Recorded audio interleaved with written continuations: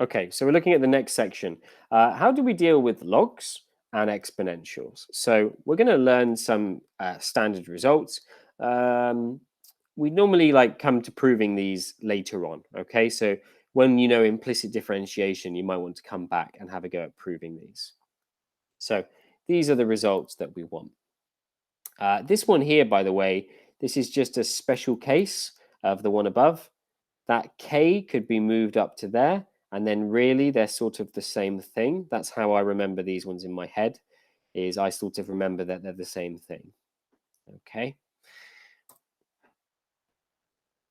So differentiating. Remember this one here? We talked about e as a special case, that e to the x became e to the x in year 12. So that's part of the general rules about exponentials. Sine, well, we looked at sine becoming cos. Don't forget the number in the front. And we've just seen these rules here.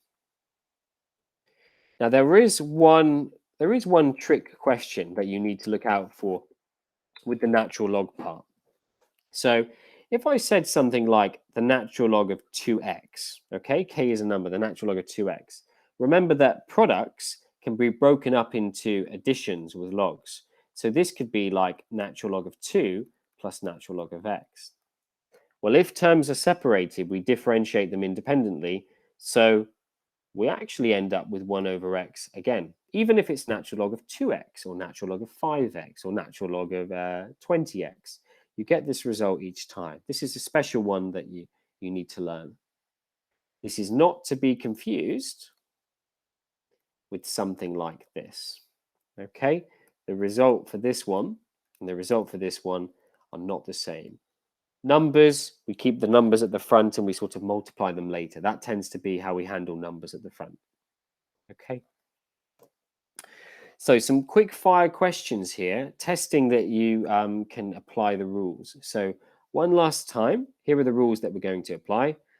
So natural log of any number with an x becomes 1 over x.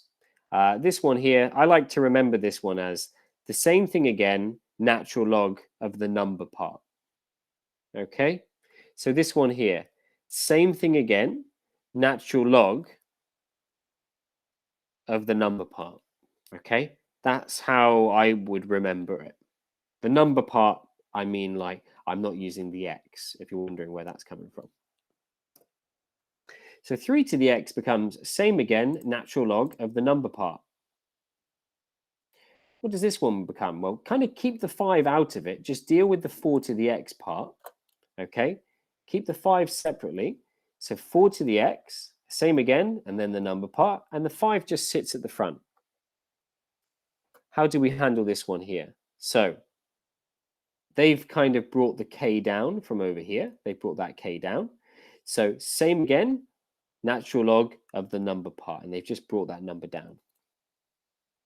Very similar, same again, natural log of the number part, and again, the 3's come down from the 2. Okay. So what about e then? Well, when we differentiate e, we said same again, natural log of the number part. Well, what's the natural log of e? These are inverses, so they cancel out. So that's why that special result that you saw in year 12, that's why it works. What about exponentials with e? So e to the kx, we said becomes ke to the kx. That's what we said in year 12. And the same again, if there's a number, kind of keep the number at the front, multiply right at the end. So 2e to the 2x multiplied by 3 gives you the 6. Now there's a -1, so watch out for negatives. If there are any negatives, it will mean that as you differentiate, it changes sign.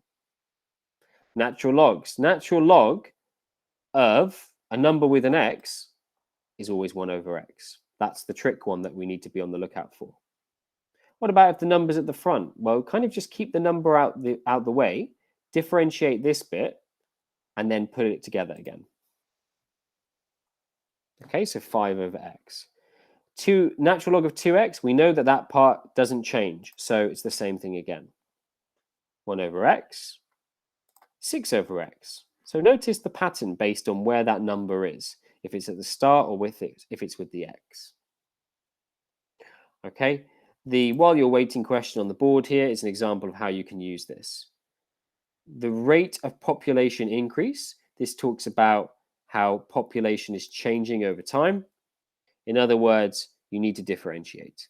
Okay, you need to differentiate, which means same again, natural log of the number. Yes, same again, natural log of the number with the 1,000. Okay. When it will reach 20,000, you set it equal to 20,000, you work backwards, and so on. Okay, you'll be seeing more of those questions later, so don't worry if you're not sure yet. Test your understanding then by expanding this bracket first. Have a go at this question and then this one down here. So remember the trick. So if you're differentiating something like this, the same again, natural log of the number part. Something like this, the same again, natural log of the number part. Okay. So assuming that you've done that, we should get something like this. E to the x multiplied by e to the x is e to the 2x, yeah? This one over here, how many have elapsed before the child has 20 left? So this question is actually talking about the original equation P, whereas the rate of change equation means it must be about dp dt. So that's the link with differentiation.